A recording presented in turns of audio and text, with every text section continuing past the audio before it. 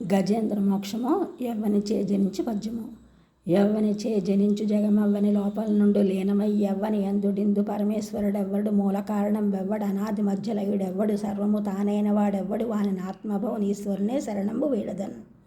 ఈ పద్యం పోతన గారు రచించిన భాగవతంలోని గజేంద్ర మోక్షం ఘట్టంలోనిది.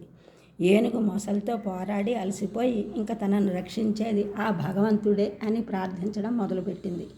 ఈ ప్రపంచం అంతా ఎవరి కారణంగా పుట్టి పెరిగి లీనమవుతుందో, ఎవడు ఈ ప్రపంచం మొత్తానికి మూల కారణమైన ప్రభువై ఉన్నాడో, ఎవడు ఆది మధ్యాంతాలు తానై ఉన్నాడో, ఎవడు తనకు తాను పుట్టినవాడో, ఈ ప్రపంచానికంతటికీ అటువంటి ప్రభువైన వానిని శరణు కోరుతున్నాను అని ఏనుగు ప్రార్థించడం మొదలుపెట్టింది.